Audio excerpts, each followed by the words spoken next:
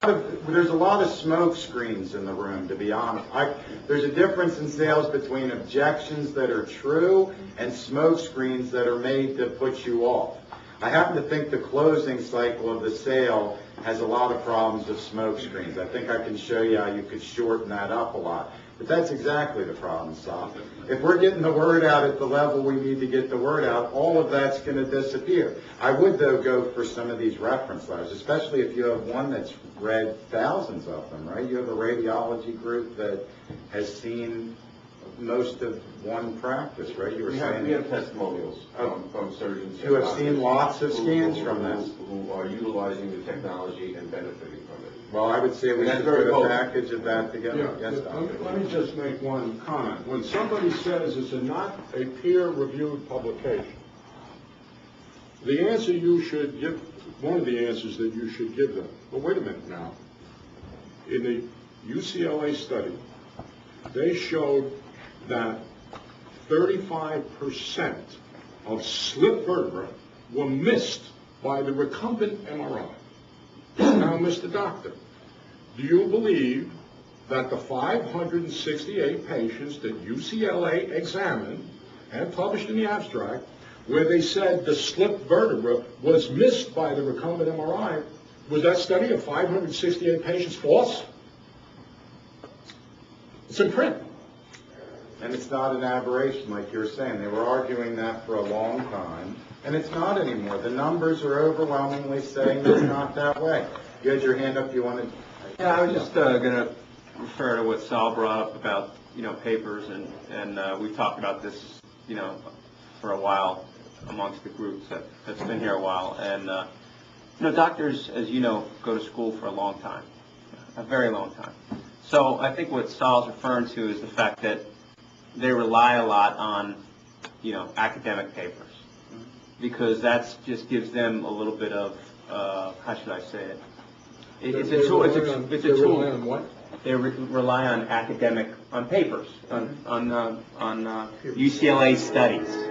Yeah, the UCLA paper is an academic paper. I hope you're not saying otherwise. No, I'm not. I didn't say that. No, because there's been this dialogue of peer-reviewed papers are the only papers. No, I'm just referring to what Sal Saying said. they like to get their information from peer-reviewed papers.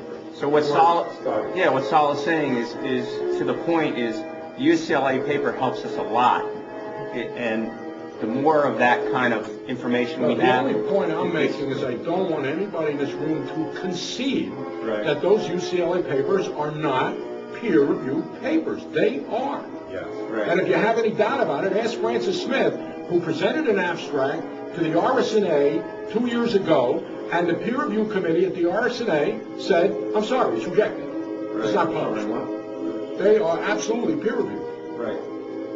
So anyway, I'm just amplifying what Sal had said. And I would agree. And you know what? The surgeons, interestingly enough, would be one market that you could go to. I think I'm going to give you an idea of a different way to approach this as well.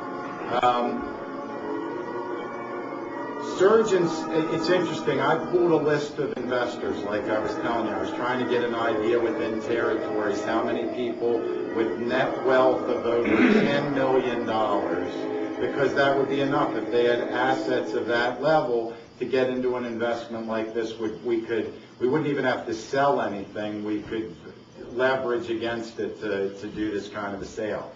It's interesting. Most of the surgeons show up on that list in a territory. So they're certainly going to be on there. But if you just pull the surgeon list and you pull the investors in total, you probably have 4 or 5 times as many in any territory as you would that come out of surgeons.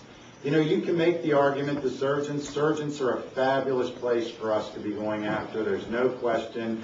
Sales have to be in there with the surgeons. They know what the investment is all about. They have the money to make the investments. But I would say more than that, you need to start going after the wealthy business people that want it. I'll give you a little foresight into the presentation that I'm going to present to you a little bit later when I give you a full presentation on how I would sell the upright MRI. Could you imagine if you went out, maybe you can't say things to people like this, I can and I do all the time, I say, could you imagine if you would have been able to get in on an investment when Thomas Edison just created the light bulb? Don't worry about investing in the development. Can you imagine the people that got to invest when he needed to build his company, what their wealth must have been like? Must have been gigantic. What about Alexander Graham Bell? Absolutely. It was an investment that people wish they could go back to and find. Well, you know what, Mr. Investor? I have that right now in this day and age. At this moment, I have that kind of a deal. You interested? I haven't even told him what I'm selling yet. An investor is at least going to open the door and open his eyes. Yeah, I want to know, what do you got that's like that kind of a sale? And I believe from the credibility of the company, from the doctor who created MRI, from the kind of company you are, by the way that the company was built. The whole story and biography of the company should be used. We call them in sales mooch markers. I don't know if you've ever heard that term, but if you want to draw somebody out of mooch as somebody who likes to buy, you want to find something, you find all the good points. Now, in most cases, it's a scam. This one, you can just keep building the arguments bigger and bigger and bigger and stronger and stronger and stronger, and that is exactly where we are today. Investors are definitely looking for things that can help affect millions of people. Yes, Dean? I just went to with a couple of professional baseball players. Okay. Similar argument. Yeah. Very interested. Had a meeting with the last Wednesday, as a matter of fact. Yeah. Didn't talk about the product until after we got going. Yeah. Now they're looking for other partners, and looks very serious. Yeah. I wrote in everything I wrote about coming today. It really has, from my standpoint, it has everything to do with the upright MRI, but it has almost nothing at the beginning to do with an upright MRI. This can be classified as an investment that you could get people so excited before they even knew what it was that they would want to know more from you. Yes? So your general question about what's happening in the field. Yeah, let's go back. Let's go back to that for a second, as it relates to what you're talking about now. So there's this climate in the field that's what I'll call a turf battle. Mm-hmm. Okay. So the turf that's being fought over is MRI scans. Okay. Mm-hmm. And the people that are defending that are the radiologists. Okay. They're defending their turf. Mm-hmm.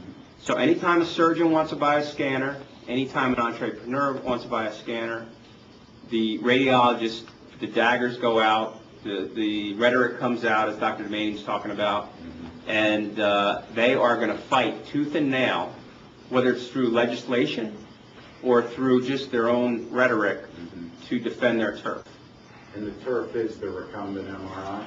The turf is their business, period, their enterprise. So we want to get them as allies, you mean? We want to get them as allies, but at the same time, it's difficult because when we approach the entrepreneur, which we have to. I told you that in the beginning. Sure. When we approach the surgeon, which we have to, and I'm talking to one right now, and I can say this now, I guess, but the one in Georgia, he's trying to figure out a way, how does he get his piece of the pie in the whole referral base to bring ancillary services to his practice, but also get the community of the hospital and the radiologist on board with what he wants to do. He's a businessman, too. Why does he need other radiologists? That's what I'm... They have to read for him in many cases. You could get it read anywhere in the world, right? I'm just telling you that. I'm going to tell you my opinion, and you can take it for what it's worth. But to me, the medical business is still a community business. You can hire Nighthawk Radiology to read in Australia, or you can have some Indians read in India overnight. Right. But the medical business, and you can ask this to the people that have scanning centers,